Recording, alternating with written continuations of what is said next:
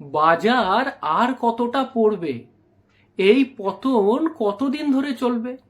আগের উচ্চতায় ফিরে যেতে কত সময় লাগবে? বর্তমান সময়ে যারা মিউচুয়াল ফান্ডে ইনভেস্ট করেছেন তাদের মনে এই প্রশ্নগুলোই ঘুরপাক খাচ্ছে। আজকের ভিডিওতে এই প্রশ্নেরই উত্তর খোঁজার চেষ্টা করব ইতিহাসের আলোকে। গত 2 দশকে ভারতীয় বাজারে সবথেকে বড় বড় যে মার্কেটের পতনগুলো হয়েছিল সেগুলোতে বাজার কতটা নেমেছিল, তলানিতে নামতে কত সময় নিয়েছিল, আর আগের অবস্থায় ফিরে যেতেই বা কত সময় নিয়েছিল, সবকিছুই জানবো এই ভিডিওতে। সবার প্রথমে আসি 2008 সালের মার্কেট ক্র্যাশেতে। এই ক্র্যাশ ভারতীয় বাজারের একটা অন্যতম বড় ক্র্যাশ। এটা গ্লোবাল ফাইন্যান্সিয়াল ক্রাইসিসের কারণে হয়েছিল। তো আমাদের এই আলোচনাতে আমরা নিফটি 50-কে রেফারেন্স হিসাবে নেব। তো নিফটি 50-র ক্ষেত্রে আমরা দেখতে পাচ্ছি যে জানুয়ারি মাসের 2008 সালেতে নিফটি 50 পিকে ছিল এবং তার ভ্যালু ছিল 6357 পয়েন্ট। তারপর দেখা যাচ্ছে যে মার্কেট বটম আপ হয়েছিল 2008 সালেরই অক্টোবর মাসে। তখন বটম লেভেলেতে নিফটি 50-র ভ্যালু হয়েছিল 2252 ইউনিট। মানে আপনি বুঝতে পারছেন 64% মার্কেট ক্র্যাশ করে গিয়েছিল। আর এই নিচে আসতে সময় নিয়েছিল 9 মাস, জানুয়ারি থেকে অক্টোবর। এইবার প্রশ্ন আসে যে ওই সময়তে মার্কেট রিকভার কবে থেকে শুরু হয়েছিল। দেখা যাচ্ছে যে মার্কেট রিকভার হয়েছিল নভেম্বর 2010 সালে। তাহলে আমি যদি হিসেব করি 25 মাস লেগেছিল মার্কেটকে রিকভার করতে এবং আগের উচ্চতায় ফিরে আসতে। এর পরের বড় যে মার্কেট ক্র্যাশ হয়েছিল সেটা 2011 সালে। এটা হয়েছিল ইউরোপিয়ান ডেট ক্রাইসিসের কারণে। এইবার দেখা যাক যে এখানে মার্কেট কত পিক থেকে নেমেছিল। নভেম্বর 2010 সালেতে মার্কেট পিক লেভেলে ছিল, নিফটির ভ্যালু ছিল 6338। তারপরে দেখা যাচ্ছে যে ডিসেম্বর 2011-তে আবার মার্কেট বটম আপ হয়ে গেছিল। তখন মার্কেট এসে গিয়েছিল 4531 লেভেলেতে। তাহলে টোটাল ফল কত হচ্ছে? -28%। আর এই বটমে আসতে মার্কেটের সময় কত লেগেছিল? 13 মাস সময় লেগেছিল। এইবার প্রশ্ন আসে যে এই ক্রাইসিসটাকে রিকভার করে মার্কেট কখন আবার আপে উঠেছিল।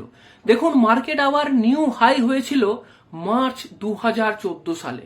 এক্ষেত্রে 27 মাস লেগেছিল মার্কেটকে রিকভার করে আবার নতুন হাই করতে। এরপরে 3 নম্বর যে ক্র্যাশটা হয়েছিল সেটা 2015-16 সালে। সেটা চায়নার মার্কেট স্লোডাউনের কারণেতে। এইবার দেখা যাক যে কত পিক ছিল ওই সময়তে। পিক ছিল আপনার মার্চ 2015-তে। সেক্ষেত্রে মার্চ 2015-তে নিফটি 50 9119 রেঞ্জে ছিল এবং সেটাই আবার বটম নিয়ে নিয়েছিল ফেব্রুয়ারি 2016 সালে। যদি আমি বটম লেভেল দেখি সেটা হচ্ছে আপনার 6826 পয়েন্ট। টোটাল ফল -25%। এবং এই বটমে আসতে কত সময় নিয়েছিল? 11 মাস টাইম নিয়েছিল। তার মানে 11 মাস ধরে ধীরে ধীরে মার্কেট ডাউন হতে হতে এই বটম লেভেলে এসেছিল। এইবার এই বটম লেভেল থেকে আবার মার্কেট কতদিন পরে রিকভার করেছিল? নিউ হাই হয়েছিল মার্কেটের জুলাই 2017-তে। তখন রিকভারি টাইম নিয়েছিল 17 মাস। এর পরের যে বড় ক্র্যাশ, সেটা যারা মিউচুয়াল ফান্ডে এখন ইনভেস্ট করছেন অনেকেই জেনে থাকবেন। সেটা হচ্ছে 2020 সালের কোভিড ক্র্যাশ। কোভিড প্যান্ডেমিকের কারণে এখানে মার্কেট ক্র্যাশ হয়েছিল। তো কোভিডে মার্কেট ক্র্যাশ হওয়ার আগে কত ছিল নিফটি? নিফটির পিক ছিল আপনার 12,430 এই পয়েন্টেতে। মার্চ 2020-তে নিফটি বটম আপ হয়েছিল এবং তখন লেভেল হয়ে গেছিল নিফটির 7,511। তার মানে আমি যদি দেখি টপ থেকে -40% নিফটি ডাউন হয়ে গিয়েছিল। এইবার এই ডাউনটা হতে কিন্তু খুব কম সময় লেগেছিল, মাত্র 2 মাসেতেই নিফটি তলানিতে এসে ঠেকেছিল। এইবার এক্ষেত্রে রিকভারি প্যাটার্নটা কিরকম ছিল? দেখা যাচ্ছে যে নিফটি আবার নভেম্বর 2020-তে প্রিভিয়াস হাই যেটা ছিল সেটাকে টাচ করে গিয়েছিল এবং রিকভারি টাইম যদি দেখেন আপনি সেটা হচ্ছে 7 মাস। এবং সবার শেষে একদম রিসেন্ট যে মার্কেট কারেকশন বলতে পারেন, এটা খুব বড় ক্র্যাশ তো হয়নি, সেটা হচ্ছে রাশিয়া ইউক্রেন ওয়ারের কারণে কিন্তু মার্কেট অনেকটাই ডাউন হয়েছিল। এক্ষেত্রে ট্রিগার এটাই ছিল যে রাশিয়া ইউক্রেন ওয়ার এইবারে দেখা যাক যে এখানে মার্কেট কত পিক থেকে ডাউন হয়েছিল।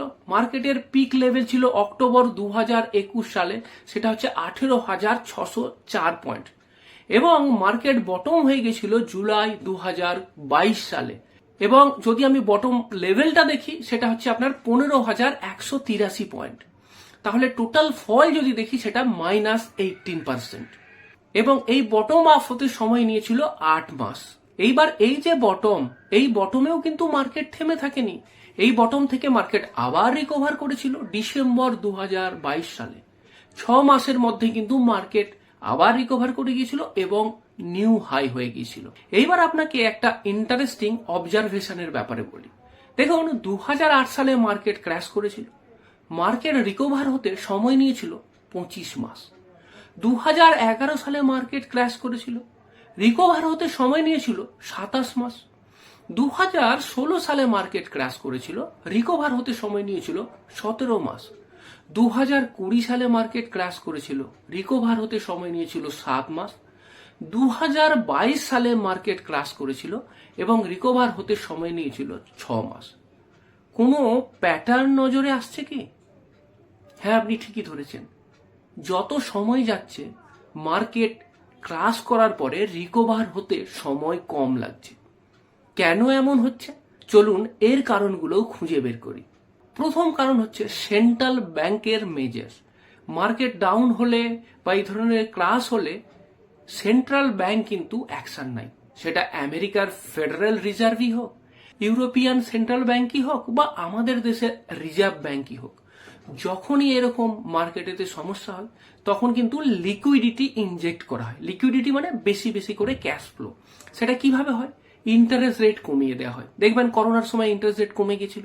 ইন্টারেস্ট রেট কম হলে ইকোনমিতে বেশি বেশি করে মানি সাপ্লাই হবে, তার একটা অংশ কিন্তু গিয়ে আবার ইকুইটি বাজার বা ইকুইটি মার্কেটেতে সেটা ফ্লো করবে। তখনই কিন্তু ধীরে ধীরে ইকুইটি মার্কেট আবার রিকভার করে।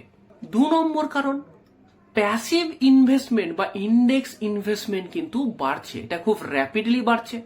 আপনি যদি দেখেন ইন্ডেক্স ফান্ডই বলুন, ইটিএফ বলুন, বা রিটায়ারমেন্ট ফান্ড, রিটায়ারমেন্টের ফান্ডের একটা বড় অংশ কিন্তু এই ইন্ডেক্সেতে ইনভেস্ট হচ্ছে।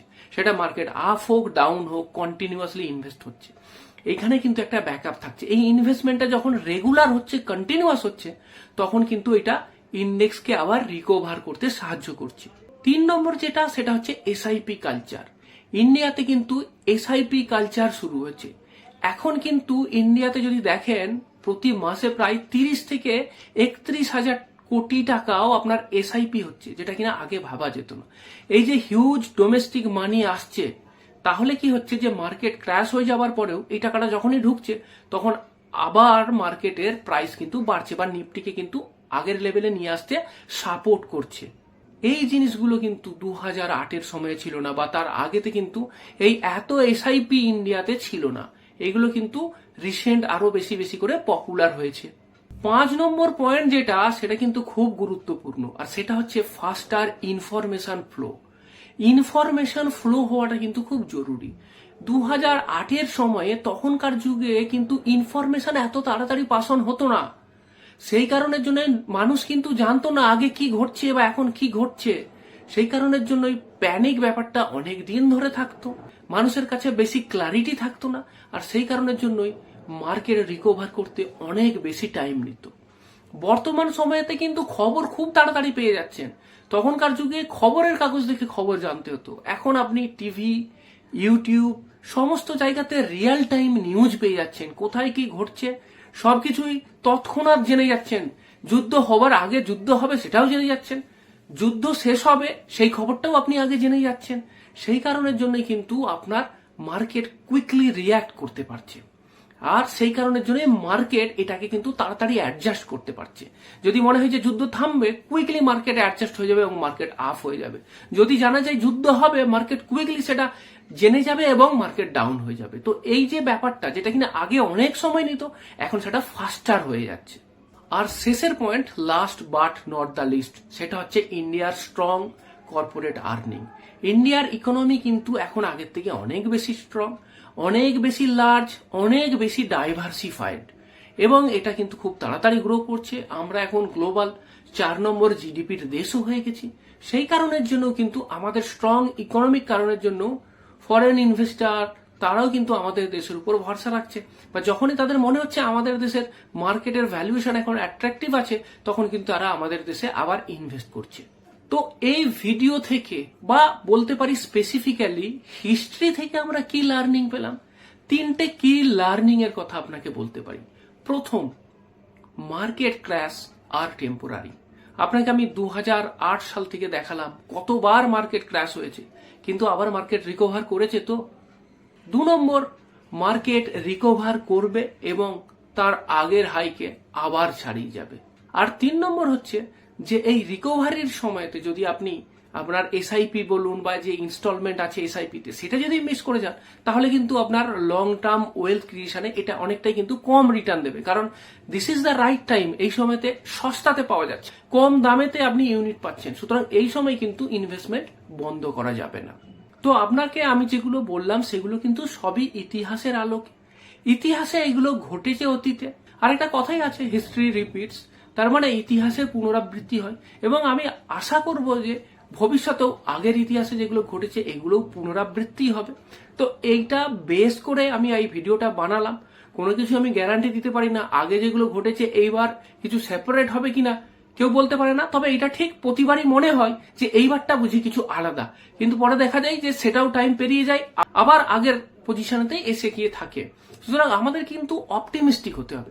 যারা মিউচুয়াল ফান্ডে ইনভেস্ট করছেন বা স্টক মার্কেটে ইনভেস্ট করছেন, তাদেরকে একটা কথাই বলবো যে ওয়েলথ যদি ক্রিয়েট করতে হয় না, তাহলে অপটিমিস্টিক হন। পেসিমিস্টিক হয়ে আপনি কোনোদিনই ওয়েলথ ক্রিয়েট করতে পারবেন না।